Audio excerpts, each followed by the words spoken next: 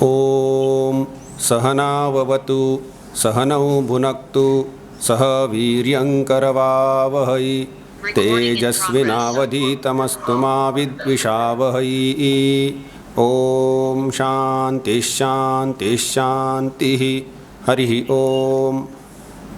हिंदू धर्म का परिचय यह हमारा विषय है और आज चौथा सत्र है।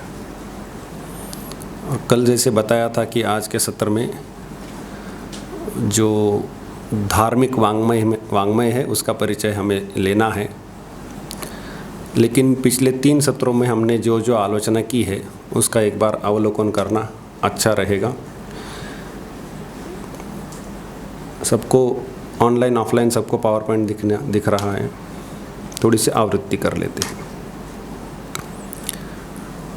हमारे पहले सत्र में हमने जो आलोचना की थी वह इष्ट प्राप्ति और अनिष्ट परिहार का अलौकिक उपाय क्या है वह बताने वाला जो ग्रंथ है उसे वेद कहते हैं, ऐसा एक पीछे में वाक्य है। इस वाक्य का हम विस्तार करके चल रहे थे। ये पूरी योजना के पीछे क्या विचार है ये मैं अभी यहाँ पर दिखा रहा हूँ। बोला तो है वैसे, लेकिन ये है इसमें से यह ग्रंथा वेद इति स वेदः, तो वह वेद शब्द जो है और वेद को लेकर के जो बाकी समस्त धार्मिक वाङ्मय है उसकी आलोचना आज होनी है। इसमें से इतनी बड़ी जो पंक्ति है उसका कुछ अंश समाप्त किया है।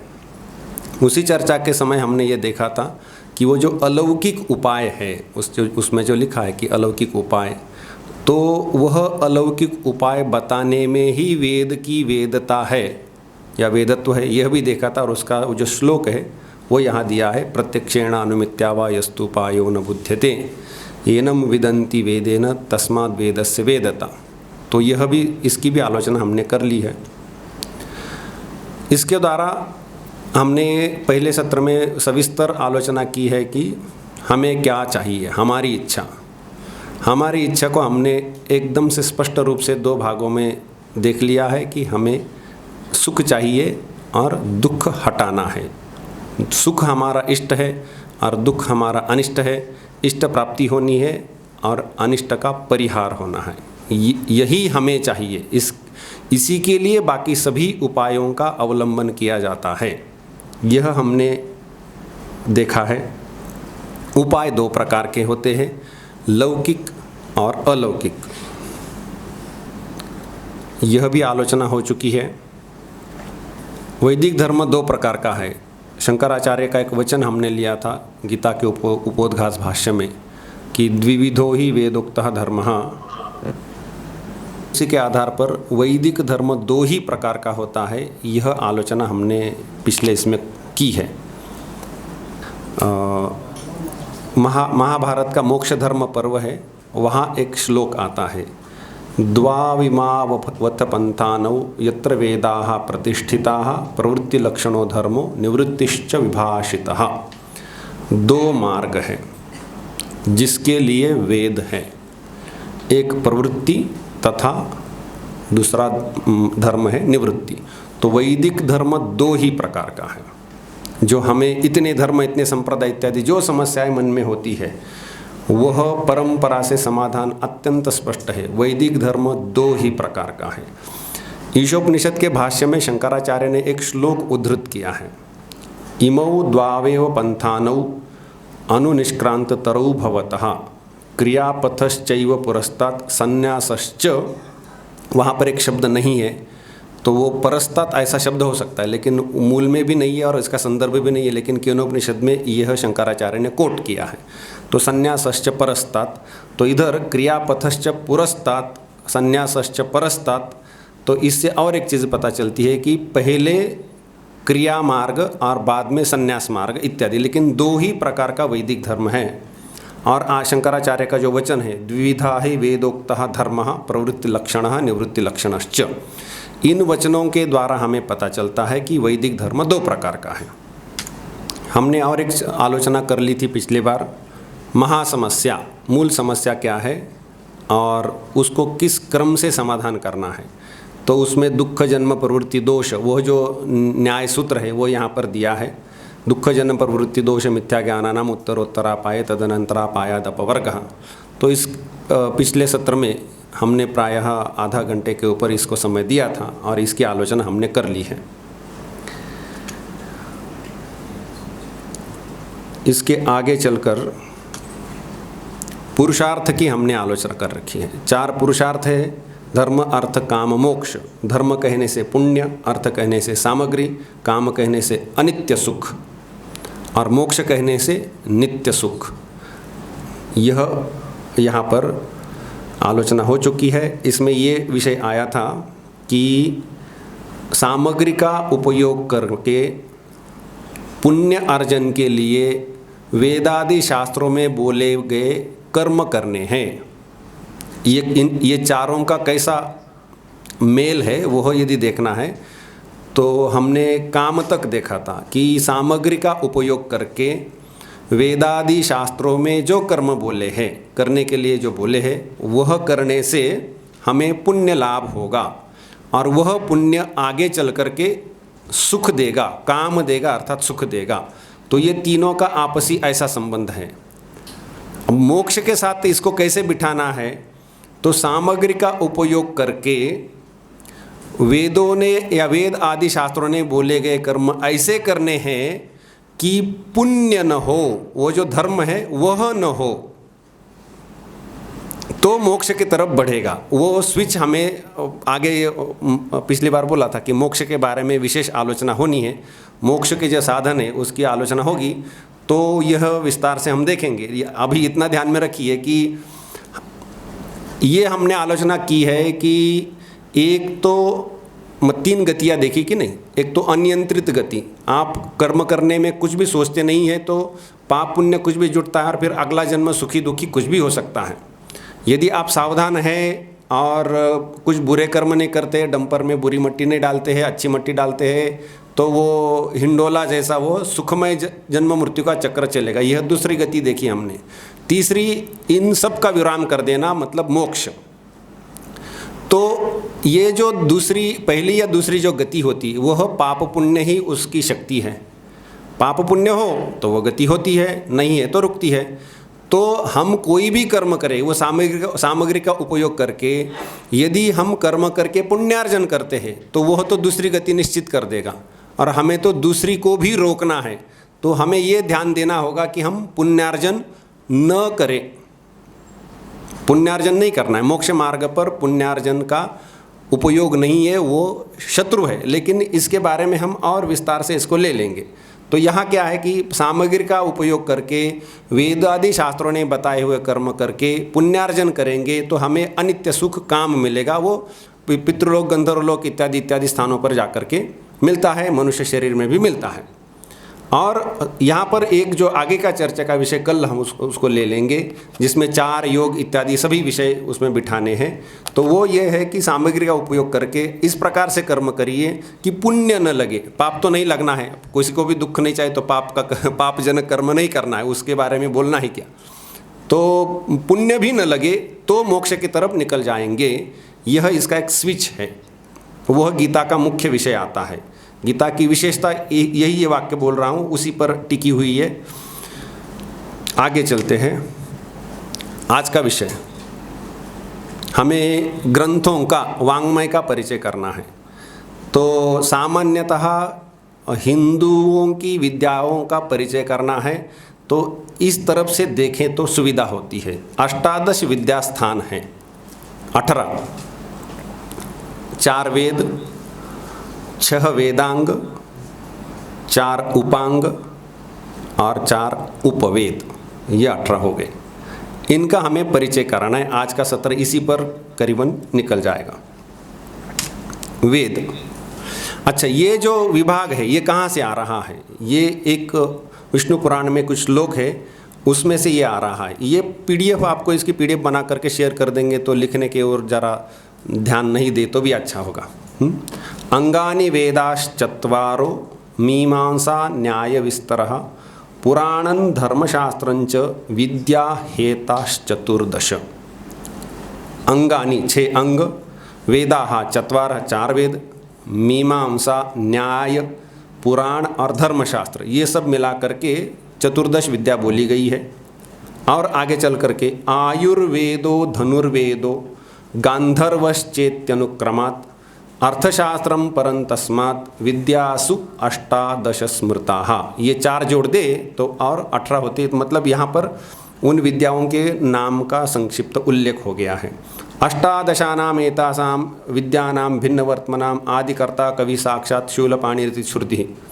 इसका तात्पर्य अर्थ है कि ऐसी श्रुति है, वेद में ऐसा बोला है कि शूलपाणि भगवान शिव इन सब का आदिकर्ता शिव जो है वही इनको उपदेश देता है इन विद्याओं का। सही सर्व जगन्नाथ शिशिक्षुर अखिलम जगत ब्रह्मांडम विददे साक्षात पुत्रम अग्ने सनातनम। ये विद्या भगवान शिव ने उनके पुत्र शिव सनातन उनको दे दी। तस्मै प्रथम पुत्राय ब्रह्मणे विश्वयोनये विद्याश्चेमा ददो पूर्वम विश्वस्थित्यर्थम ईश्वर। इस विश्व की स्थिति ठीक से हो इसलिए यह ईश्वर या ये शूलपाणि है, उन्होंने सनातन के द्वारा ये विद्याएँ इस समाज में प्रसारित कर दी। ये सामान्यता, और ये विष्णु पुराण ने वायु पुराण का यह श्लोक है। यहाँ से ये विद्याओं का विस्तार जो है, अष्टादश विद्या कहाँ से बोली जाते, कहाँ इसका उल्लेख आता है, तो इसलिए ये एक प्रमाण के रूप में दिया है। याज्ञवल्क्य जो ऋषि हो गए, बृहदारण्यक में इनकी बहुत विशेषता दिखाई देती है। इन्होंने स्मृतियाँ भी लिखी है, बहुत प्रभावी। जैसे व्यासदेव एक प्रभावी व्यक्तिमत्व रहे, वो भगवान के अवतार ही माने जाते हैं। उनके पहले याज्ञवल्क्य बहुत बड़े एक विशेष अधिकारी पुरुष रहे। उनके अनुसार पुराण न्याय मीमांसा धर्मशास्त्रांग मिश्रिताः वेदाः स्थानानि विद्यानां धर्मस्य च चतुर्दश। पुराण, न्याय, मीमांसा, धर्मशास्त्र, अंग 6 अंग, वेदाचार वेद होंगे, और ये विद्याओं के चतुर्दश स्थान। तो यहाँ पर वो उपवेद जो है, आयुर्वेद धनुर्वेद, इनको नहीं बोला गया, लेकिन ठीक है, चतुर्दश या अष्टादश करीबन उसी दिशा में जा रहे हैं।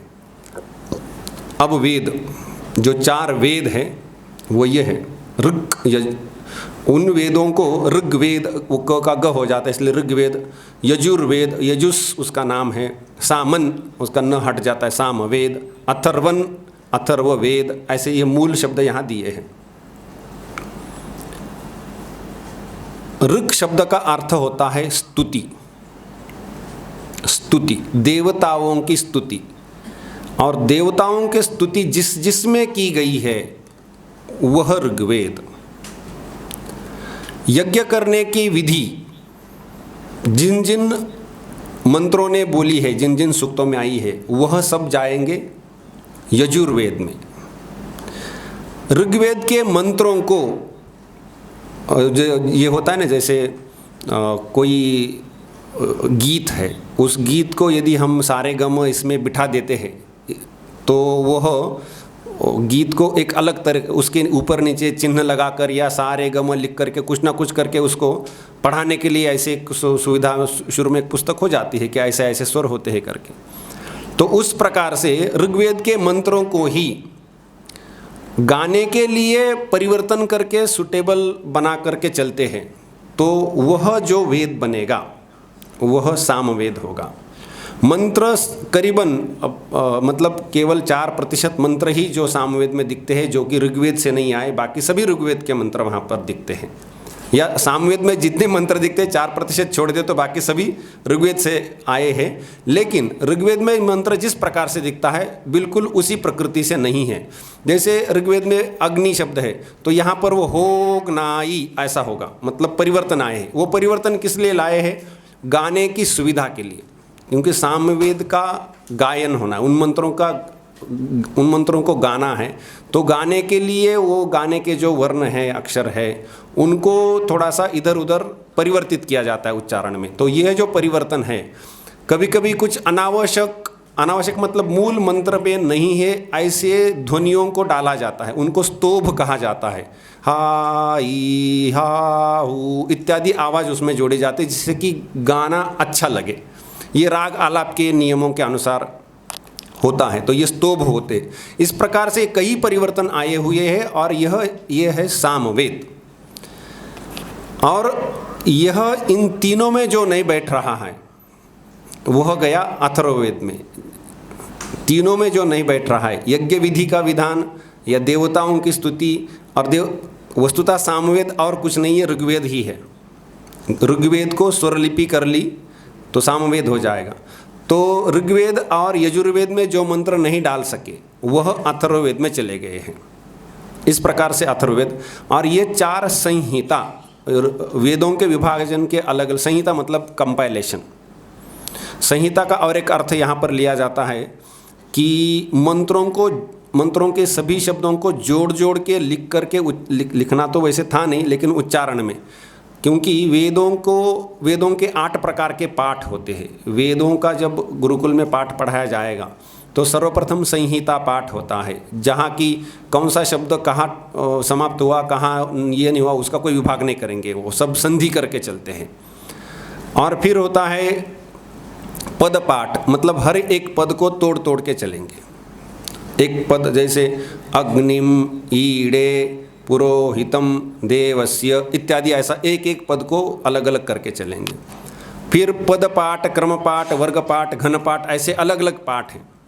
तो ये पाठ करने की आवश्यकता ये थी कि वेदों की रक्षा करनी है। वेदों की रक्षा करने के लिए केवल संहिता पाठ, अग्निमीड़े पुरोहितम, तो हो सकता है कि किसी ने गलत पकड़ लिया, तो वह गलत पकड़ा वैसा ठीक हो जाए, गलती न रहे, इसलिए उन्होंने तोड़ तोड़ के पढ़ो, पदों को उल्टा करके सीधा करके पढ़ो। तो उसमें घन पाठ की एक विशेषता आती है जो सबसे कठिन होता है। उसमें क्या करते हैं हम, जब जैसे एक ABCD का उदाहरण लेते, AB, तो ABBA ऐसा पढ़ना है। फिर ABC करना है, ABC CBA ABC, फिर A छोड़ देना है, फिर BCD DCB BCD, फिर B छोड़ देना है। तो ये ऐसा वो करना है। ये होता है घन मतलब 3, तो तीनों को आगे पीछे कर करके पाठ करना है। और हर स्थान पर जाते समय संधि के स्वर अलग होते हैं, और उल्टे आते समय संधि बदल जाती है, उसके नियम बदल जाते हैं और उसके स्वर भिन्न हो जाते हैं, और वो सबको ठीक ठीक से करना पड़ता है। इससे क्या होता है कि सीधे पढ़ते गए तो स्वर दिखाई दिए, उल्टे आए तो स्वर बदल गए थे कई स्थानों पर, फिर भी वो किस नियम से क्या हुआ सब ठीक ठहरा है। तो कभी वेदों में कहीं पर भी एक स्वर की भी कोई स्खलन की संभावना रही थी, तो वो यहाँ इन पाठों से पकड़ में चले आए। तो ये सब जो 8 प्रकार के जो उसके पाठ किए गए हैं, तो वो सब वेद की रक्षा के लिए किए गए हैं। तो ऐसा करके वेद को कंठस्थ करते थे और रक्षा करते थे। ये जो 4 वेद है, अब हम देखते हैं कि चतुर्वेदी, त्रिवेदी, द्विवेदी इत्यादि नाम दिखते हैं। तो चतुर्वेदी मतलब 4 वेद उनको आते थे, त्रिवेदी 3 वेद के, द्विवेदी 2 वेद के। व्यासदेव के समय तक यह सामान्यतः एक ही व्यक्ति सभी वेदों को धारण करता था, लिखने की परंपरा कहीं भी नहीं थी, और लिखने की निंदा भी की गई है। गीति शीघ्रीशर कंपी तथा लिखित पाठक इत्यादि, जो लिख करके पढ़ता है ये ते पाठका धमहा, ये अधम पाठक है, ऐसा भी बोला गया है। तो खैर, तो लिखने की परंपरा उन्होंने विकसित नहीं की, और करने पर भी नहीं थे। बाकी शास्त्र लिखते थे, लेकिन वेदों को नहीं लिखना है, वो कंठपाठ से चलने चाहिए। तो व्यासदेव के समय तक ये दिखाई दिया कि वो जो तब के जो समाज था वेद रक्षा, खास करके वेद रक्षा का काम ब्राह्मणों को दिया, तो ब्राह्मण वर्ग को ये समर्थ था। लेकिन वो कठिनाई दिखाई देगी, एक एक जन ने इतने वेदों की सभी वेदों को धारण करके रक्षा करनी वो कठिन लगा। अब वेद कितना है, हाँ, आज जितना वेद हमें छपा हुआ कहीं पर भी मिलता है, तो वो केवल 8-9 शाखा उपलब्ध है अभी, चारों की मिल करके। लेकिन कुल मिला के 1130 शाखाएँ थी, ऐसा महाभाष्य में उल्लेख है। महाभाष्य अर्थात व्याकरण, पाणिनि ने जो व्याकरण लिखा है उसके ऊपर एक भाष्य है जो पतंजलि ने बोला है, लिखा तो नहीं, बोला है, उनके शिष्य ने लिख लिया था। तो उस महाभाष्य में पतंजलि उल्लेख करते हैं कि कितने शब्द है, तो ये इतने इतने इतने हैं। तो वहाँ उल्लेख करते समय वो बताते कि इतने शाखाएँ ये वेदों की है। और पतंजलि का समय करीबन, अब उसमें बहुत कोई निर्णय नहीं है, 500 BC, 1000 BC, 1500 BC ऐसा। तो वो तब के समय पतंजलि ऐसा उल्लेख कर रहे हैं। उसके बाद टूटते टूटते अभी हमारे पास 1130 में से केवल 8-9 शाखा ही उपलब्ध है, बाकी सब लुप्त हो चुकी है। और वह आज का जितना है वह भी एक जन को पढ़ना संभव नहीं लगता है। व्यासदेव के समय जब उन्होंने वो विभाजन किया वेदों का, व्यास शब्द का अर्थ है विभाजन करना। व्यास शब्द का, उनका नाम तो बादरायण था वैसे, तो उनको व्यास क्यों कहते हैं? क्योंकि उन्होंने विभाग किया। विव्यास वेदान इति व्यासः, जिन्होंने वेदों का विभाग किया। क्या विभाग किया? ये वाला विभाग किया। इन मंत्रों को अलग करके ये वो करके एक एक परिवार को बंटवारा कर दिया। उनके 4 शिष्य थे, पैल, सुमंतु, जैमिनी और वैशंपायन। तो पैल को ऋग्वेद, जैमिनी को सामवेद, सुमंतु को यजुर्वेद और वैशंपायन को अथर्ववेद, ऐसे 4 वेद उन्होंने वितरण कर दिया। तो ये जो विभाग किया है, इसलिए वेद व्यास शब्द भी है ना, वेद व्यास, वेदों का विभाजन करने वाले, उनका नाम है वैसे बादरायण। तो यह इस प्रकार से वेदों के बारे में एक, क्योंकि यही हिंदू धर्म का मूल है, तो इसके बारे में ठीक ठीक जानकारी हमें आवश्यक है, इसलिए उसको समय लेकर के बोल रहा हूँ। व्यासदेव का कहना है कि ये वेद कहाँ से आए हैं? युगान्तेर हितान वेदान सेतिहासान महर्षयः लेभिरे तपसा पूर्वम अनुज्ञाता स्वयंभुवा। स्वयंभू अर्थात ईश्वर से, ईश्वर की अनुज्ञा से, आज्ञा से ऋषियों ने तपस्या के द्वारा इनको पाया है। यह वेद पूर्व युग में अंतर्हित हुए थे, उनको फिर से पाया। अंतर्हित मतलब अंतर्धान होना, मतलब जैसे हम फिल्मों में देखते कि देवता उपस्थित हो गई और उस देवता का वो होगा आविर्भाव, और चली गई तो वो हुआ तिरोधान या तिरोभाव। तो ऐसे युग के समाप्ति के समय जो प्रकट वेद थे वह अप्रकट स्थिति में चले जाते हैं, और फिर उसको प्रकट करना है तो ईश्वर की आज्ञा से ऋषि लोग तपस्या से उनको पा लेते हैं। यह इस प्रकार से इसका भाव है। तो यह युगान्ते अंतर्हितान वेदान, पूर्व युग के अंत में वो तिरोधान हुआ था, फिर से उनको प्रकट कर लिया गया। इस प्रकार से यह वेद, तो चूंकि यहाँ पर यह श्लोक आया है, और एक यहाँ पर चर्चा कर लेते हैं कि वेद क्या है। तो ये ठीक है, 4 नाम है इत्यादि। वेद क्या है, तो इसके बारे में अलग अलग अवधारणाएं हैं। हिंदू धर्म के जो दार्शनिक है उनमें बहुत अवधारणा है, उसमें 2 मुख्य देख लेते हैं। एक अवधारणा का कहना है कि शब्द राशि वेद, मतलब जैसे अग्निमीणे पुरोहितम, यह जो शब्द है अग्निमीणे पुरोहितम यज्ञस्य देव, ये जो जिस प्रकार की जो वर्ण राशि है, समुदाय है, वही वेद है, शब्द ही वेद है। यह धारणा है, पूर्व मीमांसक दर्शन आगे आने वाला है। और इसका जो अर्थ है वही वेद है, ऐसा एक पक्ष आता है। यह तो कुछ ना कुछ अर्थ बताने के लिए आए हैं, केवल ये शब्द राशि की आवृत्ति करते बैठे, इनको कोई अर्थ नहीं, ऐसी तो कोई बात नहीं है। ये कुछ बताने के लिए आए हुए हैं, तो वह अर्थ ही मुख्य है। तो इसलिए इन मंत्रों के द्वारा जो अर्थ हमें पता चलता है, जो नियम पता चलते हैं, वह वेद है। तो अर्थ को वेद कहने के लिए कुछ लोगों की प्रवृत्ति दिखती है। लेकिन वेदों की एक विशेषता जो सभी हिंदुओं को मान्य है, वो है कि वेद के यह जो वर्ण है वो बदलते नहीं। किसी भी युग में गए तो वर्ण बदलते नहीं। अग्निमीणे था तो अग्निमीणे ही सब समय रहेगा, वो बदलता नहीं है। ऐसा नहीं कि अगले युग में ईश्वर को इच्छा हुई कि चलो मैं जैसे मुझे अभी एक काव्य स्फुरण हो गया, लिख देता हूँ। खैर वही बात है, लेकिन मैंने हिंदी में लिख दिया, अंग्रेजी में लिख दिया, तो बात तो वही है, लेकिन अलग अलग भाषाओं में अलग अलग शब्दों से बोल दूँ, विषय तो वही है। ऐसा नहीं होता है। वही शब्द हर एक युग में चलते हैं, वो बदलते नहीं हैं। केवल ईश्वर क्या कर सकते हैं कि कुछ अभी, क्योंकि हम हिंदू धर्म देख रहे थे, उसमें कुछ लोगों का कहना है, कुछ दार्शनिकों का कहना है कि ईश्वर इन चीज़ों को बोल देते हैं लेकिन परिवर्तन नहीं करते।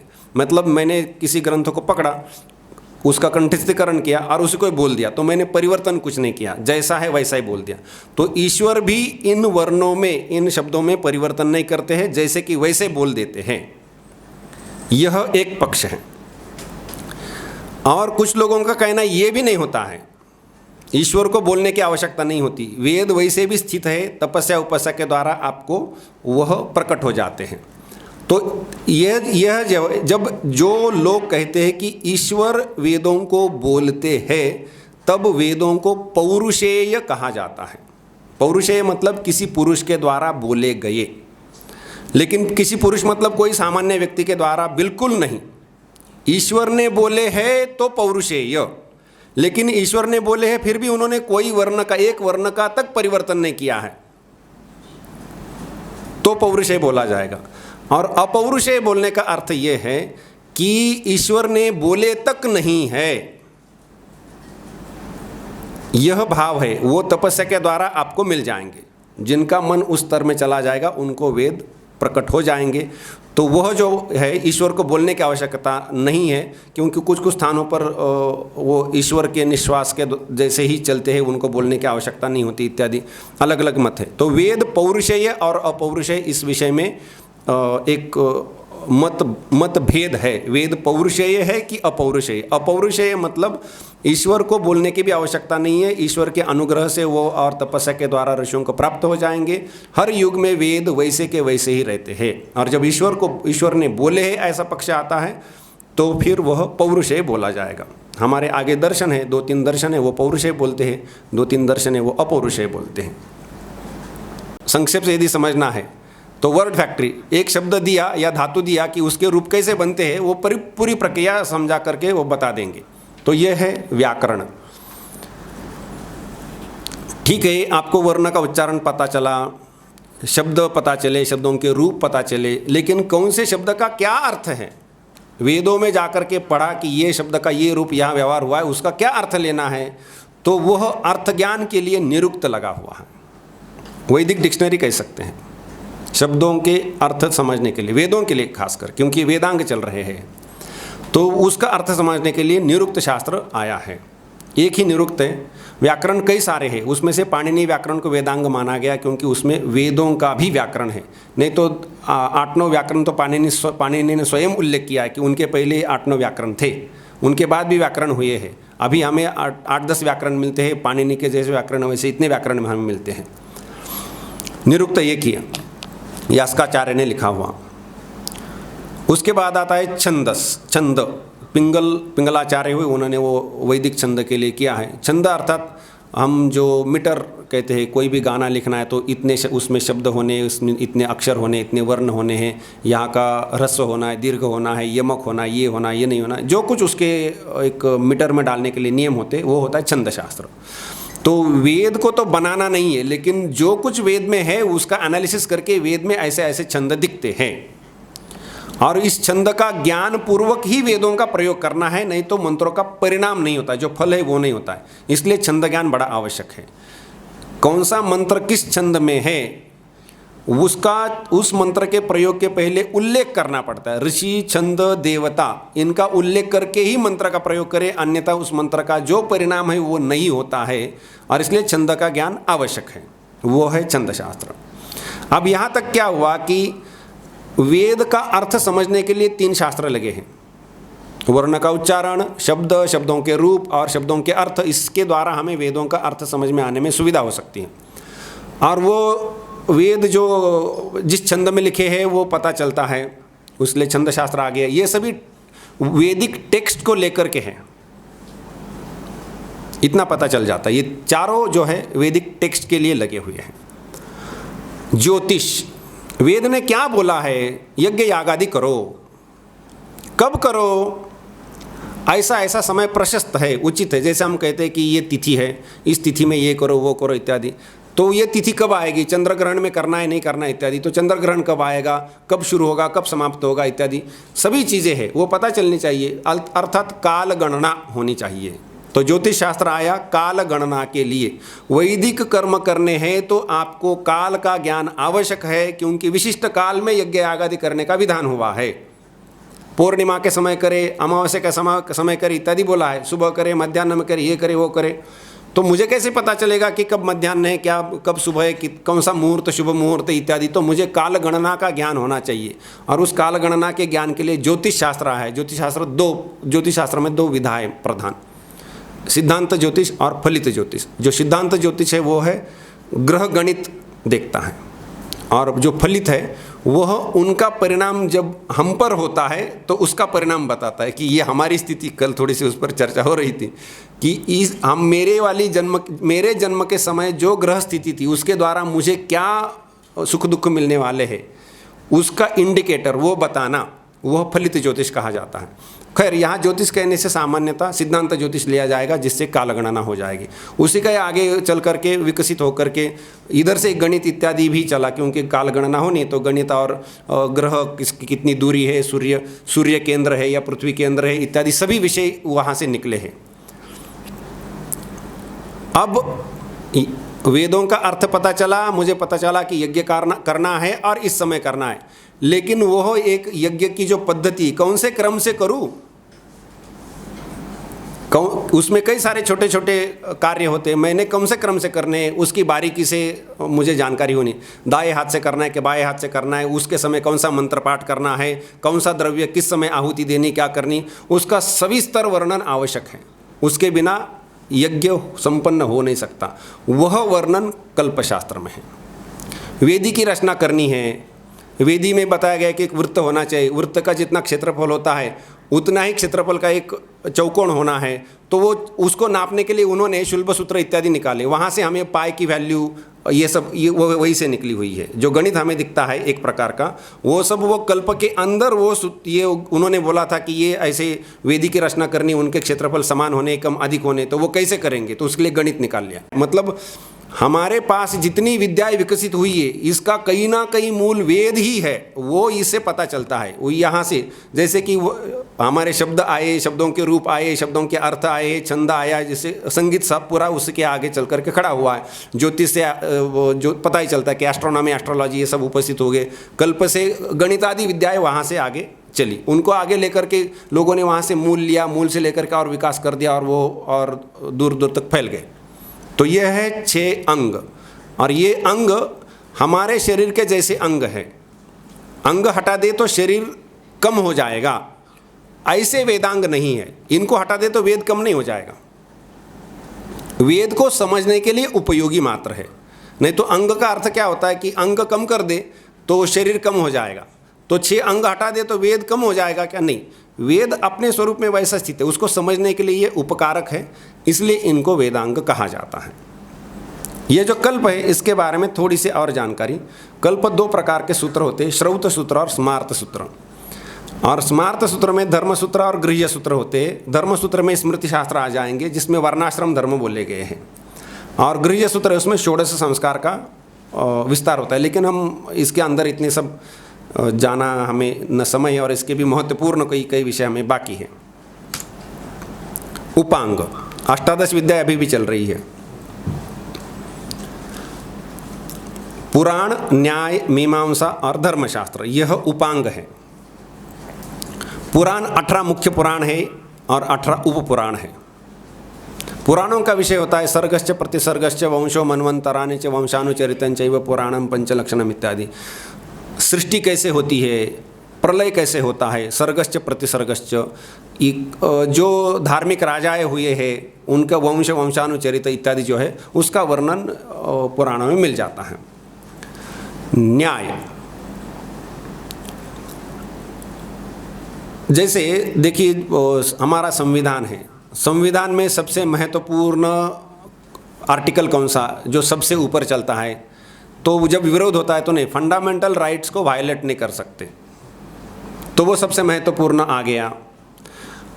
उसका सबसर्विएंट को दूसरा एक आर्टिकल आ जाएगा, उसमें आप थोड़ा सा इधर उधर कर दीजिए, तो मतलब यह प्रधान वाक्य है, ये इसका विरोध करता है तो इसको थोड़ा इधर कर दीजिए, उधर कर दीजिए, इसको हाथ नहीं लगाना है। तो इसके एनालिसिस के लिए आपके पास एक सिस्टम होनी जो कि संविधान में नहीं लिखी है। इसके बाहर वाली हमारे संविधान का वो अर्थ लगाने के लिए बाहर के 2 प्रकार की पद्धतियों का अवलंब किया जाता है। तो अब मैं जो बोल रहा हूँ, हो सकता है कि मैंने परस्पर विरुद्ध वाक्य बोल दिया, मेरी इच्छा नहीं थी विरुद्ध बोलने की, लेकिन हो सकता है मैंने बोल दिया। तो या फिर ऐसा बोला कि जिसमें आपात विरोध है, जैसे कि सब लोग बाहर जाइए, आप दो जन यहाँ बैठिए, तो इनको प्रश्न उपस्थित हो जाएगा कि हमने जाना है कि बैठना है। तो यहाँ निर्णय करना पड़ेगा कि ये जो विशेष वाक्य है यह पहले वाक्य को तोड़ करके किया हुआ है, पहला नियम का ये अपवाद बनेगा, और तब जाकर के इन दोनों ने यहाँ बैठना है, बाकियों ने बाहर जाना है। तो यह जो एनालिसिस है, इसके लिए कुछ ना कुछ नीति की आवश्यकता होती, नियमों की आवश्यकता होती, यह एक प्रकार है। तो मतलब जो बोला है उसका बारीकी से अन्वीक्षण करें, अनुईक्षण, फिर से परीक्षण करें, उसकी पद्धति विकसित की गई और वो उस न्याय में भरी हुई है। जो बोला है उसका परीक्षण करना है, वो तो वेद के लिए काम में आ जाएगा। लेकिन इससे भी महत्वपूर्ण जो न्याय में है, वो न्याय से उसकी सुविधा होती है, लेकिन महत्व इस विषय को नहीं दिया है। न्याय ने महत्व इस विषय को दिया है कि जो बोला वो उसका तो हम एनालिसिस कर ही लेंगे, उसमें कहाँ दोष है वो सिस्टम हम ठहरा देंगे कि किसी ने कोई वाक्य बोला है तो उस वाक्य में कहाँ दोष है और वो दोष का नाम क्या है, क्योंकि अभी डिबेट होते, वाद विवाद होते, तो कौन जीता कौन हारा इसका निर्णय होना है। तो किसने जो बोला वो उसके वाक्य में क्या दोष है, उस दोष का नाम क्या है, और वो जीता कि हारा इसका निर्णय, उसकी पूरी व्यवस्था बना के रखी, वो न्याय में है। हमें जो अनुभव होते हैं 5 ज्ञानेंद्रियों के द्वारा, और उसके बाद हम जो सोचते हैं, इसका भी बारीकी से विश्लेषण होना चाहिए। हमें जो ज्ञान हुआ सही हुआ कि नहीं, ये सब व्यवस्था चिंतन वह न्याय करता है, इसलिए उसको आन्वीक्षिकी विद्या कहा जाता है। अनुईक्षण करने की विद्या, जो पता चला है उसके बाद में ईक्षण चिंतन करना है ठीक है कि नहीं, तो वह जो विद्या है वह न्याय में है। मीमांसा जो है, 2 प्रकार की मीमांसा है, पूर्व मीमांसा और उत्तर मीमांसा। पूर्व मीमांसा मतलब ये पूर्व और उत्तर मीमांसा बतानी इसलिए हमने पिछले 3 दिन लगाए थे, क्योंकि यही हिंदू धर्म है। अभी पूर्व और उत्तर मीमांसा ही हिंदू धर्म है। पूर्व मीमांसा करीबन अभी कोई उसका प्रभाव नहीं है, उत्तर मीमांसा का पूरे देश पर प्रभाव है जितना भी दिखता है। ये क्या है? जिनको स्वर्ग जाना है, पितृलोक, गंधर्वलोक, देवलोक, स्वर्गलोक इत्यादि जहाँ जाना है, उनको पुण्यार्जन करने की आवश्यकता है। उनके लिए यज्ञ यागादि का विधान होना है। उसकी सब वेदों के उस अंश को लेकर के उसकी व्याख्या करके ठीक से रूपायित करके रखा है, ठीक से बता के रखा है, बहुत बारीकी से विश्लेषण किया है। वह किया है पूर्व मीमांसा में, और पूर्व मीमांसा के करने वाले व्यासदेव के शिष्य जैमिनी, इन्होंने वो लिखी है। वो 16 अध्यायों का ग्रंथ है, उसमें से 12वां का अध्याय होता है, इसलिए उसको द्वादश लक्षणी भी कहा जाता है। लेकिन वो कहाँ ले जाता है? पुण्यार्जन करिए और स्वर्ग सबसे ऊंचा है, बाकी सब उसके नीचे है। तो स्वर्ग से लेकर के जो सुख पाने हैं, अर्थात काम, जो धर्म अर्थ काम जो है, उसमें वो काम पाने के लिए जो व्यवस्था है, वो सब व्यवस्था पूर्व मीमांसा में लिखी हुई है। उत्तर मीमांसा ने वेद का जो उपनिषद अंश है, अभी हम 4 प्रकार से देखे कि मंत्र, ब्राह्मण, आरण्यक और उपनिषद अंश को लिया, और उपनिषद अंश में मोक्ष शास्त्र है। तो उत्तर मीमांसा ने मोक्ष शास्त्र का ठीक युक्ति संगत विश्लेषण कर कहा है, और ये उत्तर मीमांसा का जो मूल ग्रंथ बना हुआ है, उत्तर मीमांसा कहाँ, उत्तर मीमांसा जिसको कहते हैं वो है स्वयं व्यासदेव ने लिखा है, उसको कहते हैं ब्रह्मसूत्र। स्वयं व्यासदेव का लिखा ब्रह्मसूत्र है, और ब्रह्मसूत्र उपनिषदों को मूल करके लिखता है। उपनिषद वेदों के 2 भाग कर लीजिए, कर्मकांड और ज्ञान कांड। कर्मकांड को आश्रय करके पूर्व मीमांसा चली है, और ज्ञान कांड को आश्रय करके उत्तर मीमांसा चली है। पूर्व मीमांसा का कहना है कि आप सुखमय पुनर्जन्म चलाते रहिए, हिंडोला चलना चाहिए। उत्तर मीमांसा का कहना है कि इसको रोकना है, और यही 2 प्रकार का वैदिक धर्म है। एक हिंडोला चलाने की बात कर रहा है और दूसरा रोकने की बात कर रहा है, और यही 2 प्रकार का वैदिक धर्म है जो कि पूर्व मीमांसा वालों ने एक पकड़ा है और उत्तर मीमांसा वालों ने दूसरा पकड़ा है।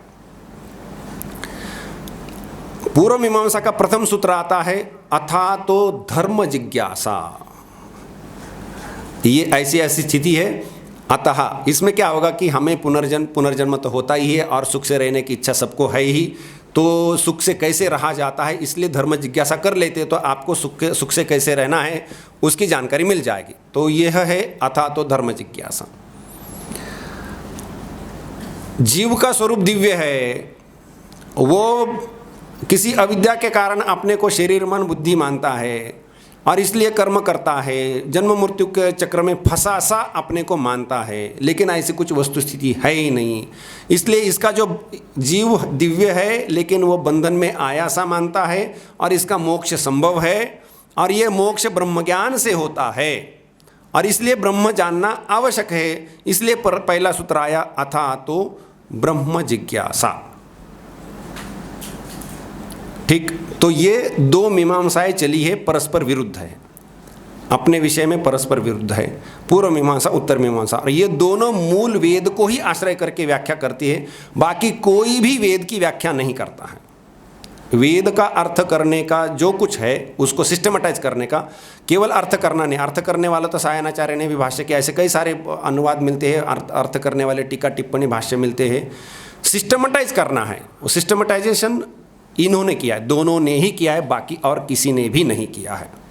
एक सिस्टमेटाइजेशन प्रवृत्ति मार्ग के लिए है और दूसरा निवृत्ति मार्ग के लिए है। उसके बाद आता है धर्मशास्त्र। धर्मशास्त्र क्या है? तो धर्मशास्त्र में ये हमारे स्मृति इत्यादि जो भी शास्त्र है वो सब उसमें चले जाएंगे। स्मृति शास्त्र जो कुछ है सब धर्मशास्त्र में चले जाएंगे। तो इस प्रकार से इनको उपांग कहते हैं। यह जो उपांग है क्यों आए हैं, इसमें एक वचन है कि इतिहास पुराणाभ्याम वेदम समुपब्रूहेत, ऐसा एक वाक्य है कि इतिहास पुराणों के द्वारा वेदों का विस्तार होना है। वेद क्या है वह समझाने के लिए और अधिक जो कुछ बोलना है वह विस्तार है, और वह काम इतिहास और पुराणों ने करना है। इतिहास शब्द से रामायण महाभारत दो लिए जाते हैं। परंपरा में इतिहास क्या है? तो रामायण और महाभारत को इतिहास कहते हैं और पुराण लिखे ही है, और वो इतिहास और पुराण के अंदर ही धर्मशास्त्र स्मृति शास्त्र, या स्मृति के अंदर इतिहास भी आ जाता है, इतिहास स्मृति के अंदर पुराण भी आ जाते हैं। सभी शास्त्रों के विभाजन की और एक नीति है, श्रुति और स्मृति। श्रुति से 4 वेद और स्मृति से बाकी सब कुछ। तो ये जो है इतिहास भी स्मृति के अंदर आ जाएंगे, तब स्मृति शब्द का अर्थ थोड़ा सा विस्तार से लिया जाता है। तो इस प्रकार से यह जो काम है, इन विद्याओं को क्यों उपांग बोला है? क्योंकि वेद का विस्तार कर रहे हैं, इनका और दूसरा कोई काम नहीं। ये जब तक वेद के अर्थ का विस्तार करते तब तक इनका प्रामाण्य, इनकी योग्यता, यह उचित है कि नहीं है, यह स्वीकार करते। जब ये वेद का विरोध करने लगेंगे तो यह हमें प्रमाण नहीं है, इसका हम स्वीकार नहीं करते। ये ऐसा सुप्रीम कोर्ट, सर्वोच्च न्यायालय वेद है, वेद का विस्तार करना ही बाकी सबका काम है। उससे बाहर गया कि हट जाता है, उसको नहीं मानते हैं। उसको हम थोड़ी देर बाद उस तरफ थोड़ा सा आएंगे। उपवेद, हमें शरीर है, रोगग्रस्त हो सकता है और रोग हुआ तो निवारण करना है, रोग ही न हो और हुआ तो दूर हो, इसलिए व्यवस्था चाहिए। आयुर्वेद, बाहरी आक्रमण हो सकते हैं, रक्षा करनी है, तो इसलिए युद्ध कला होनी चाहिए, इसलिए धनुर्वेद। ठीक, स्पष्ट है, ये सब सोचा है, ये तब से चल रहा है। अच्छा ठीक है, हमें सुरक्षित है, हम शरीर भी निरोग है और हम सीमा पर शत्रुओं से भी सुरक्षित है, कोई चिंता नहीं। लेकिन हमें कुछ मनोरंजन करना है, कुछ तो कार्यक्रम हो जिससे हम आनंद पाए, तो इसलिए ये नृत्य गान इत्यादि करते रहिए। गांधर्व वेद, तात्पर्य समझ में आ रहा है? उसका विस्तार बहुत होगा, अब हमारे पास समय भी नहीं है। और लेकिन किस दिशा में जा रहा है, हमारे किन आवश्यकताओं को वो लेकर के ये सोचा गया है। तो आजकल के हम क्लासिफिकेशन कैसा करते हैं, मैथमेटिकल साइंस एंड ह्यूमैनिटीज़ ऐसे कुछ कर लेते हैं, या साइंस एंड ह्यूमैनिटीज़ ऐसा कर लेते हैं, उसके अंदर फिर ज्योग्राफी फिलोसफी इत्यादि करते हैं।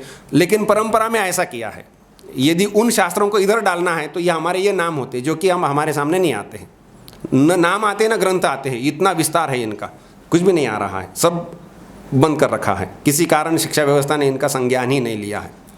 गांधर्व वेद, शरीर निरोग है, सीमा सुरक्षित है, मनोरंजन के कार्यक्रम चल रहे हैं, लेकिन खाना पीना वाणिज्य तो कुछ होना चाहिए। ठीक है कि नहीं? खेती बाड़ी करनी है, लेन देन करनी है, तो कृषि, गौरक्ष, वाणिज्य इत्यादि तो कुछ करना पड़ेगा। तो उसके लिए वो अर्थवेद लगा हुआ है, इसके अंदर ये सब बैठ जाएगा। ठीक, ये सभी 4 प्रयोजन सोच करके ये 4 उपवेद है, ये इस कारण से आए हुए हैं। अब थोड़ा सा विषय बदल लेते हैं। मुंडक उपनिषद में विद्या विभाजन हमने क्या है कि ये जो 18 विद्या स्थान है वो किसी पुराण की मान्यता के अनुसार सामान्यतः हिंदू धर्म में ये अधिकतर चलता है। ये जो बताया है, हम जब ग्रंथालय में जाते हैं तो संस्कृत पुस्तकों का विभाजन भी हम इसी आधार पर कर लेते हैं। मतलब ग्रंथों का कई तो विभाग होगा, तो किस आधार पर करते? तो सामान्यतः 18 विद्या स्थान ही हमारी प्रधान विभाजन की भूमिका होती है। मुंडक उपनिषद में सभी विद्याओं का 2 विभाग कर दिया है, पराविद्या और अपराविद्या। पराविद्या क्या है? ऐसी विद्या जिससे ब्रह्म लाभ हो, बाकी सब अपराविद्या है। तो अपराविद्या में सभी वेद और बाकी तो आ ही गया, वेद तक उसमें ही आ गया है, वेद को भी नहीं छोड़ा है, सब अपराविद्या है। अब यहां विद्या शब्द से क्या कहना है ये थोड़ा सा देख लेते। पराविद्या, जैसे मुझे यहां से इंदौर जाना है, हिंदी में किसी ग्रंथ में लिखा हुआ यहाँ से आगे चलोगे तो दाएं मुड़ो, बाएं मुड़ो, ये करो, वो करो इत्यादि लिखा हुआ है। मैंने पढ़ लिया, मेरे समझ में आ गया। अब मेरे समझ में जो आ गया है मैं उसको काम में लगा करके इंदौर जा सकता हूँ। तो मुझे जो समझा है वह विद्या है, ग्रंथ विद्या नहीं है। विद्या में और ग्रंथ में अंतर है। मैं ये किसी को संस्कृत में समझा सकता हूँ, अंग्रेजी में समझा सकता हूँ, मराठी में समझा सकता हूँ। तो मैं उसको क्या समझा रहा हूँ? जो समझा रहा हूँ वो विद्या है, उसका माध्यम कुछ भी हो सकता है। तो वो ग्रंथ विद्या नहीं है, लेकिन ग्रंथ से हमें विद्या पता चल जाती है। तो ऐसी विद्या जो उस योग्य व्यक्ति को मिले तो वह उसको ब्रह्म ज्ञान हो जाता है, उस विद्या को कहते हैं पराविद्या। और बाकी सब अपराविद्या। मान लीजिए उपनिषद भी है, उपनिषद वैसे विद्या है, लेकिन केवल ग्रंथ की आवृत्ति करते रहे, कुछ समझा नहीं, तो वह अपराविद्या हो जाएगा। वेद है, वेदों का पाठ क्या करना है? जन्म मृत्यु के चक्र को बढ़िया से हिंडोला चलाने में काम में आता है, तो वह अपराविद्या में चले गए। जो मुक्ति देगी जो विद्या, वही पराविद्या है, बाकी सब अपराविद्या में डाल दिया गया है। तो ये इस प्रकार से पराविद्या अपराविद्या ये एक है। अब हम आगे बढ़ते हैं दर्शनों की ओर, क्योंकि सबसे अधिक तो बोलबाला इनका ही है। दर्शन क्या है? दर्शन शब्द से सामान्यतः यह ग्रंथ वो ग्रंथ ऐसा लिया जाएगा। वह पढ़ने से हमें कुछ विषय पता चलते, इसलिए वो ज्ञान के साधन है। दर्शन के ग्रंथ पढ़े तो हमें कुछ उससे कुछ विषय पता चलते हैं, ज्ञान होता है, इसलिए ज्ञान के साधन है। इसलिए ज्ञान के साधन के रूप में ग्रंथों को बोला जाएगा। दर्शन मतलब ग्रंथ, ज्ञान के साधन।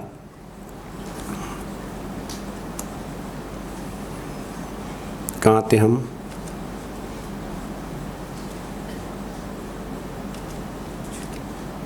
ठीक है, प्रमाण तक जाना है। अब दर्शन शब्द से जो विषय पता चलता है उसको भी दर्शन बोला जाता है। हमने इन ग्रंथों को पढ़ा, ये विषय पता चला, वह भी दर्शन है। हमारा जो बोध उपस्थित हुआ वह भी दर्शन है। दर्शन शब्द के बहुत अर्थ हैं, लेकिन किसी भी सिस्टम को दर्शन क्यों कब कहते हैं? वेद को दर्शन कहते हो क्या? नहीं, वेद को दर्शन नहीं कहते। वेद के एक अंश को भी दर्शन नहीं कहा जाएगा। वेद को लेकर के दर्शन बने हैं। तो मतलब क्या कि सिस्टम ऑफ एनालिसिस, विश्लेषण की पद्धति विकसित की गई, उसके नियम बनाए गए, उसकी युक्ति लगाई गई, और उस युक्ति संगत व्यवस्था के द्वारा वेदों में जो बोला है उसका अर्थ निकाला और एक क्रम से सजा दिया। तो सिस्टमटाइजेशन। क्योंकि वेदों का क्या हुआ है कि किसी ऋषि को किसी समय वो मंत्र का दर्शन हुआ है और उन्होंने बोल दिया, तो वो बहुत लंबे समय तक चला है, कुछ हजार वर्षों तक भी चला होगा, उसका कोई किसी को पता नहीं है। और वो एक ऋषि दूसरे ऋषि से जुड़ा हुआ है, बैठ करके ध्यान करो अब निकालो, ऐसा कुछ नहीं हुआ, अलग अलग समय में हो चुका है। तो उन्होंने जो बोला है उसमें सिस्टमटाइजेशन करना चाहिए। तो वो सिस्टमेटाइजेशन करने के लिए उन्होंने व्यवस्था खड़ी की, और वो व्यवस्था के लिए उन्होंने जो टूल्स लाए हैं वो है प्रमाण। प्रत्यक्ष, अनुमान, उपमान, आगम, अर्थापत्ति, अनुपलब्धि, संभव, ऐतिह्य, ऐसे 8 प्रमाण सामान्यता होते हैं। इसमें से जो पुराण वाले और साहित्य लोग हैं वो संभव और ऐतिह्य 8 तक मानते हैं। पूर्व मीमांसा, उत्तर मीमांसा अनुपलब्धि तक मानते हैं। पूर्व मीमांसा के कुछ लोग अर्थापत्ति तक रुक जाते हैं। सांख्य, योग, न्याय, वैशेषिक नहीं मानता है, न्याय, सांख्य और योग यह आगम तक आते हैं। वैशेषिक अनुमान तक रुक जाते हैं। और अभी दर्शनों के नाम हमारे सामने आने वाले, तो ऐसे हमारे जो दर्शन है वह इन प्रमाणों को, कम अधिक प्रमाणों को मानते हैं। ये प्रमाण क्या है कि system of deriving the conclusions. कोई भी कुछ है हो रहा है तो उसका कुछ निर्णय निकालना है, उसकी व्यवस्था है। और ये इतनी कठोर व्यवस्था है कि एक इतना तक नहीं छोड़ते हैं। आपको लगा, ऐसा नहीं लगना चाहिए कि भाई कुछ तो बना दिया किसने और चलो इसको मान करके चलते हैं, नहीं। इसमें इतना विचार हुआ है कि वो ग्रंथ पढ़ करके समझना भी कठिन हो चुका है, इतना विचार हुआ है। विचार विचार विचार।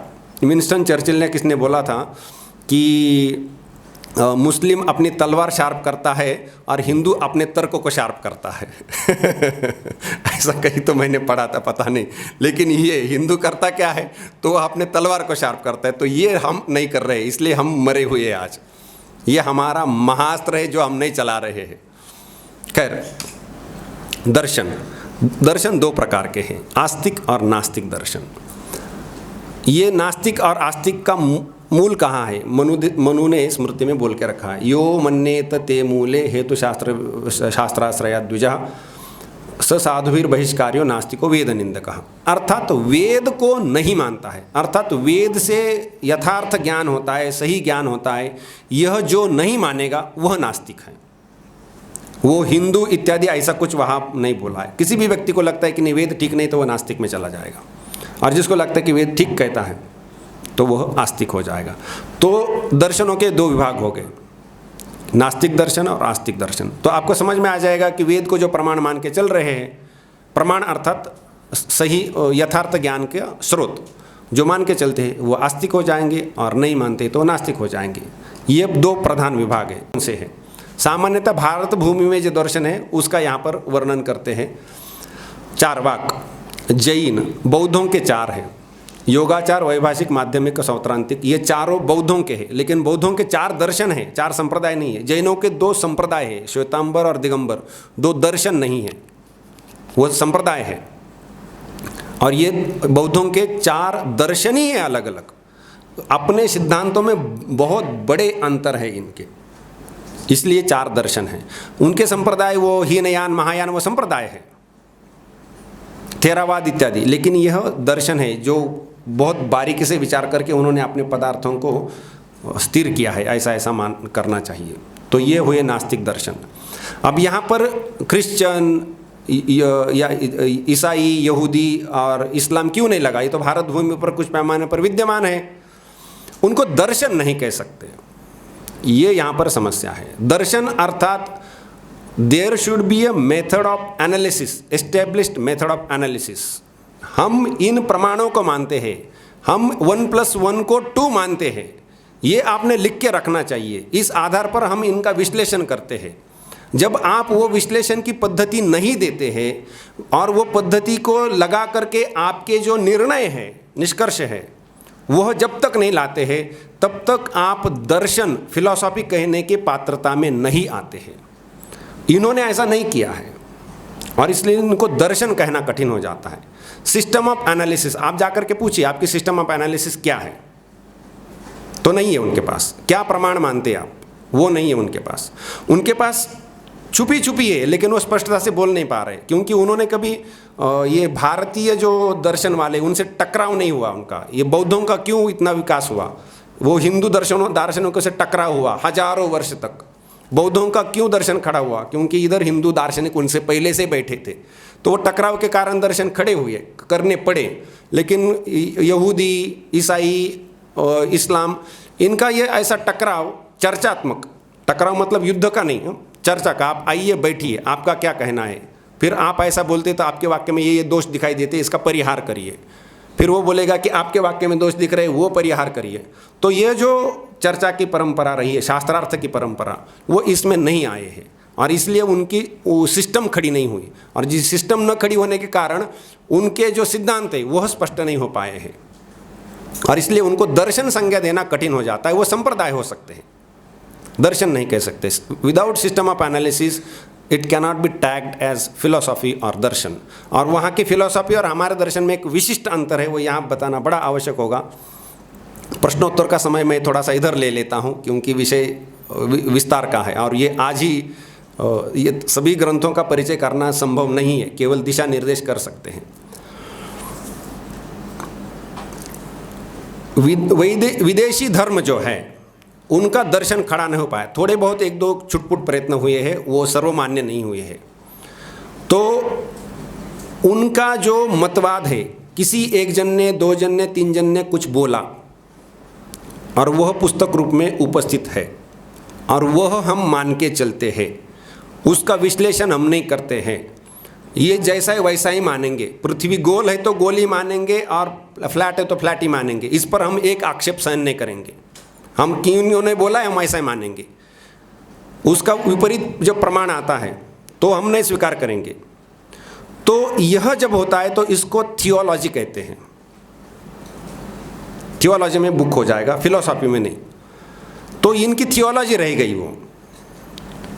लेकिन पाश्चात्य देशों में कुछ ऐसे लोग उपस्थित हुए, उन्होंने ये धर्म वर्म कुछ नहीं पढ़ा, लेकिन उनको लगा कि इस जगत का मूल क्या हो सकता है, जो हमें अनुभव होते कितने प्रकार के होते हैं, उनको कैसे समझना है, क्या नहीं करना है, इसकी सब उन्होंने व्यवस्था करके चिंतन कर करके कुछ ना कुछ पुस्तकें लिखी। कांट, हेगेल इत्यादि कई लोग हो गए हैं।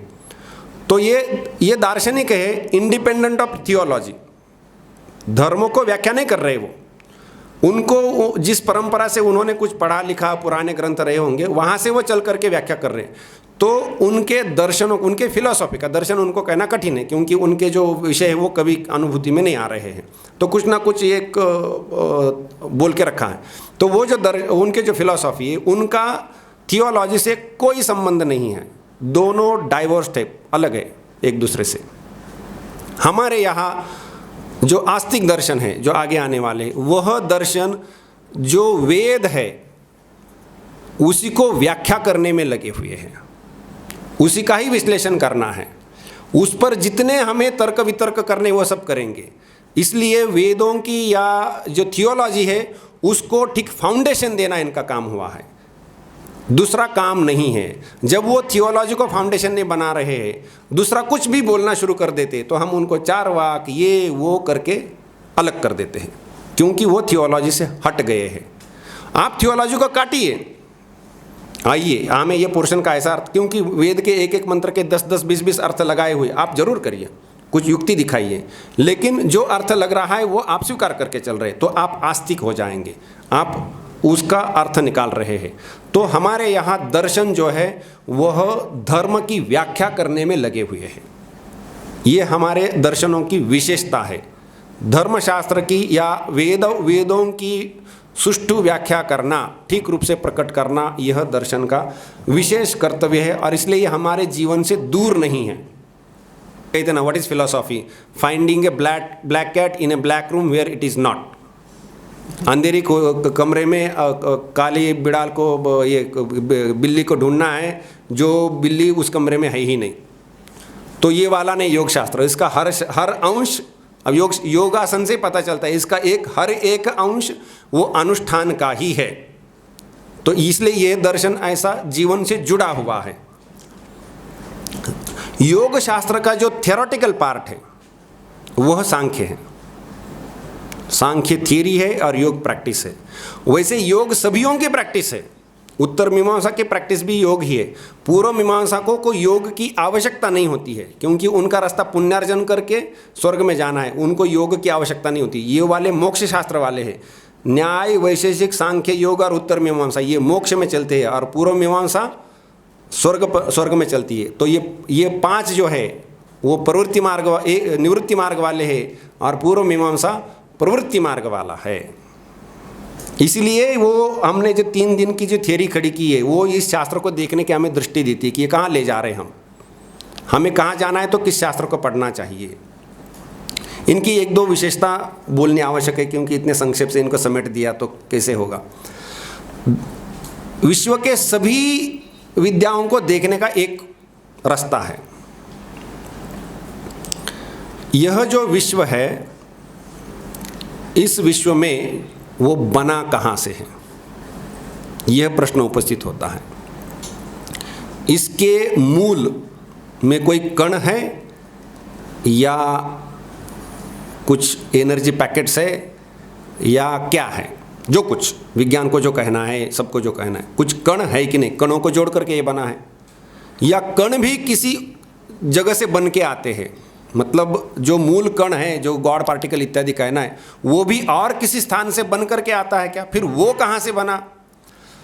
तो इस जगत का मूल कारण क्या है, यह एक प्रश्न है। और जो मूल कारण आप मानते हो, जो कुछ आप डिराइव कर रहे हो, सभी डिराइव करने में लगे, किसी ने भी जाकर के देखा नहीं है। क्या वैज्ञानिकों ने जाकर के देखा है कुछ? वो तो थियरी करते हैं। यदि देखे होते तो उनकी थियरी डिस्कार्ड नहीं होती। वो थियरी आफ्टर थियरी डिस्कार्ड कर रहे हैं। वो एक वैज्ञानिक एक वाक्य है कि corridors of science are littered with the skeletons of discarded theories. तो थियरी मतलब ये सब थियरी पर खड़े हैं, जाकर किसी ने भी नहीं देखा है, तो थियरी है ये सब। उनका मूल बिंदु क्या है, मूल कारण क्या है। अब मूल कारण यदि मान लीजिए किसी को लगा कि कण है, जैसे न्यूटन को लगा कि इसका मूल कारण कण है, 4 प्रकार के कण हैं, 3 प्रकार के कण हैं, जो कुछ है। अब कण जड़ होते हैं, वो अपने से नहीं चलने वाले, तो कणों को चलाने वाला कोई ना कोई चाहिए, कणों को चलाने वाला कोई ना कोई चाहिए। तो न्यूटन को न्यूटन डिप्रेशन में गया था। उसका कारण था कि वो क्रिश्चियन था, उसके धर्म के अनुसार ये मानना था कि वो उस अमुक दिन में वो जो गॉड है उसने वो सृष्टि की है, और उसके बाद वो सो गया है, और उसके बाद ये जगत है ना अपने से चल रहा है, उसके कंट्रोल के बाहर चला गया है। और ये क्योंकि वो वैज्ञानिक था, उसको पता चल रहा है कि जगत अपने से चल रहा है, अभी ईश्वर का नियंत्रण इसमें मुझे तो नहीं दिखता है, और इसलिए उसको दुख हो रहा था कि ईश्वर के कंट्रोल के बाहर चला गया, इसलिए वो डिप्रेशन में जा रहा था। खैर, तो ये जो बात है कि ये जगत अपने से चलता है या इसको कोई चलाता है, तो हमारे पास 2 ही सत्ता उपस्थित होती है, जगत और चलाने वाला। ठीक, दर्शन इसी चीज़ों को लेकर के चर्चा करता है। कुछ दर्शन है, उनका कहना है कि केवल जगत है, जगत का मूल कारण है, और मूल कारण इस जगत को अपने से चलाता है, चलाने वाले की कोई आवश्यकता नहीं है। यह एक प्रकार हो गया। दूसरा प्रकार है कि चलाने वाला है, इन कणों को चलाता है। ये दोनों को मानने वाला एक दर्शन होता है। ये यहाँ पर है हमारे, इसमें इधर बैठे हुए वो, ये आस्तिक नास्तिकों में सब है ये। तीसरा है कि केवल चलाने वाला है, चलाने के लिए जो चीज़ है वो नहीं है।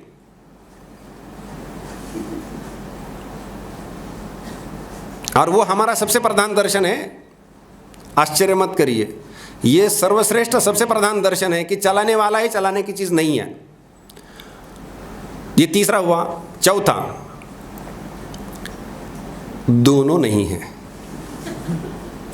और क्या हो सकता है ना, एक तो जड़ कण हो सकते हैं, जो जगत जो अपने से चल रहे हैं, जगत बनता रहा। इनको चलाने वाला मतलब चलाने वाला और कण दोनों हैं। चलाने वाला ही है, कण वण कुछ नहीं है, और दोनों नहीं है। ये 4 ही तो संभावनाएं बनती है, और क्या बनेगा। यहां पर जो न्याय और वैशेषिक है, योग है, न्याय वैशेषिक योग, यह मानते हैं चलाने वाला है और जिनको चलाया जाता है वो है। न्याय वैशेषिक और योग। सांख्य कहता है चलाने वाला नहीं है, वो अपने से चलता है। पूर्व मीमांसा कहती चलाने वाला नहीं है, वो अपने से चलता है। ईश्वर की कोई आवश्यकता नहीं। ईश्वर क्या है, जगत को चलाने वाला, सृष्टि स्थिति लय करने वाला, वो है ईश्वर। न्याय वैशेषिक योग को लगता है कि ईश्वर के बिना जगत की सृष्टि स्थिति लय होती नहीं है, ईश्वर की आवश्यकता है। सांख्य और पूर्व मीमांसा का कहना है कि ईश्वर के बिना जगत की सृष्टि स्थिति लय होती रहती है, इसलिए हम ईश्वर को नहीं मानते हैं। और ये पूर्व मीमांसा हिंदुओं का प्रधान दर्शन रहा है। अब उसकी प्रधानता कम हुई है, लेकिन वह सबसे प्रधान दर्शन कुछ हजारों साल तक चला, वो ईश्वर को नहीं मानता है। मान्य न मान्य पर हिंदू की हिंदुत्व निर्भर नहीं है, ये ध्यान में रखिए। हमारे दो दर्शन ले गए जो नहीं मानते हैं, और उसमें जो वेद को अवलंब करके वेद के 95% अंश को लेकर के खड़ा है, वो कहता है कि ईश्वर नहीं है।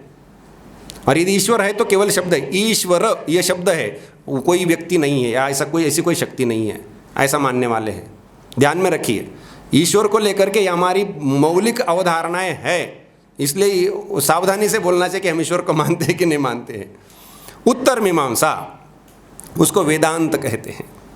उसका कहना है कि केवल चलाने वाला है, अर्थात चलाने वाला कहने से जिसको चलाया जाएगा ऐसा तो चाहिए ना, इसलिए चलाने वाला शब्दों को हम बदल देंगे कि चलाने वाला ऐसा कुछ नहीं, वही एक है, वो चलाता वाला था कुछ नहीं है।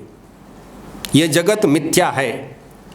आपने सपना देखा, सपने से उठ करके निकल आए, तो वो सपना कहाँ गया? वहाँ की मिट्टी, पत्थर, सूर्य, सब कुछ कहाँ गया? वो सब क्या हुआ उसका? तो यह दर्शन कहता है कि यह समग्र जगत ही सपना है, ऐसा कुछ है ही नहीं ना। सपने से एक बूंद भी गिरे तो मान लेते हैं। बहुत लड्डू लगे थे, वहाँ पर खा रहे थे, बढ़िया से सपना टूट गया, 2-4 लड्डू लेकर के भाग के चले आए, चलो भाई यहाँ पर नहीं कर पाते हैं। सपने से कुछ भी नहीं है और नहीं निकल के लाते हैं, हाँ वहाँ का अनुभव लाते हैं केवल। तो यह जगत स्वप्नवत है, इस दर्शन का कहना है। और इसलिए स्वप्नवत जो स्थिति है वह वास्तविक नहीं है ना, उसकी नित्य सत्ता नहीं है, और इसलिए वह केवल ब्रह्म ही सत्य है और जगत मिथ्या है, स्वप्नवत है। मिथ्या मतलब है ही नहीं, ऐसा नहीं कहते, वह स्वप्नवत है। मिथ्या शब्द का अर्थ समझने में बहुत गड़बड़ी हो जाती है। मिथ्या मतलब है ही नहीं, ऐसा नहीं, वह सपने जैसा है। ठीक, तो यह है उत्तर मीमांसा, यह हमारा प्रधान दर्शन बनता है। इसमें और भी उत्तर मीमांसा में, वेदांत में 5-6 और भी उपदर्शन बने हैं, जिसमें कि अद्वैत वेदांत की ये मान्यता है, बाकियों की नहीं है, वो विस्तार होगा। तो ये है हमारे आस्तिक दर्शन।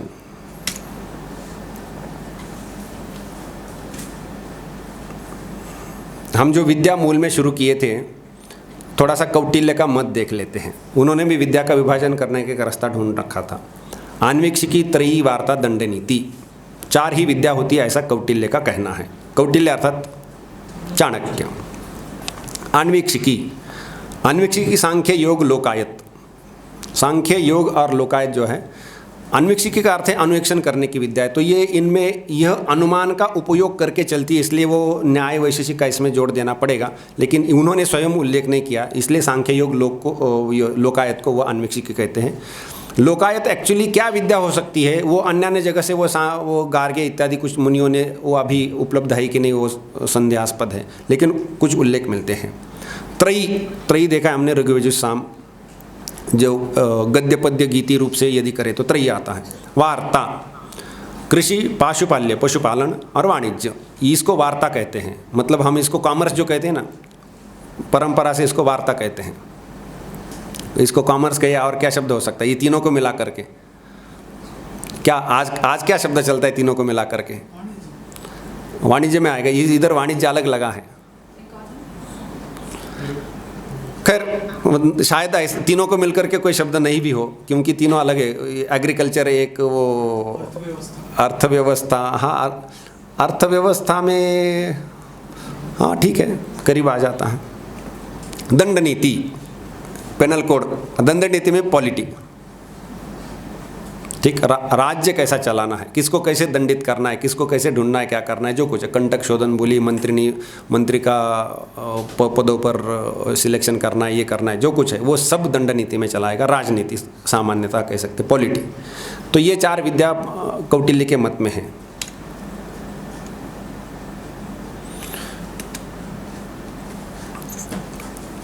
सभी ग्रंथों का प्रतिपादन नहीं कर पाए, बहुत सारा छूट गया है। जैसे 18 प्रधान पुराण है, उपपुराण है, एक का भी नाम का उल्लेख नहीं कर पाए इत्यादि। लेकिन संक्षेप से ऐसा यह दिशा है, वो क्या करना चाहते हैं, ये दर्शन किस प्रयोजन से आए हैं, तो यह यदि पता हो तो हमें उसको आगे जा कर के हाथ लगाना और वो करने में सुविधा हो जाती है। जैसे उपांग जो आए, उपवेद जो आए हैं कि आरोग्य की रक्षा के लिए, देश की रक्षा के लिए, या फिर मनोरंजन के लिए, या फिर हमें कृषि इत्यादि कुछ करना है उसके लिए, तो वो उन्होंने इस प्रकार से विद्याएं सोची, तो वो अप्रोच करने में हमें रास्ते मिल जाते हैं। सभी विद्याएं इसमें जैसे चतुष्षष्टि कला एक होती है, वो रामायण में उसका उल्लेख है। रामायण में उन कलाओं का उल्लेख आता है। छोटा सा प्रसंग बताना यहाँ पर आवश्यक होगा कि जब लव और कुश राजसभा में वो रामायण का गान कर रहे थे, उस समय भगवान राम ने वह सुना तो उनको लगा कि इन्होंने जो भी ये लोग जो गा रहे दोनों, इसमें कई विशेषताएं हैं। तो भगवान राम ने कुछ विशेषज्ञों को बुलावा भेजा कि आप आकर के बोलिए कि इनमें क्या क्या विशेषता है। तो जो बुलावा भेजा तो उसका उल्लेख आता है कि भगवान राम ने इन लोगों को बुलाया। तो उसमें फिर उन विद्याओं का उल्लेख आता है, इस विद्या का विशारद, उस विद्या का विशारद, उस विद्या का विशारद, ऐसे मिलते। तो वहाँ पर हमें पता चलता है कि इतनी विद्याएं थी जिसके नाम तक अभी हमें पता नहीं है। उनके समय इतनी विकसित थी कि उसके विशेषज्ञ थे, और उन विशेषज्ञों को लगा करके भगवान राम ने इनका जो गायन है उसका परीक्षण कराया था। इनकी इतनी विकसित थी, तो वो चतुष्षष्टि कलाएँ हो जाती। वो इसी के अंदर मनोरंजन या थोड़े से आरोग्य के इसमें इधर उधर वो उनका बुकिंग, उनको वर्गीकरण किया जा सकता है। तो वो भी ऐसे कई सारे प्रकार हैं। तो बहुत सारे ग्रंथ और वो संभार छूट गया है। यह संक्षेप से नाम निर्देश मात्र था। इसके बारे में कोई प्रश्न हो तो हम देख सकते हैं।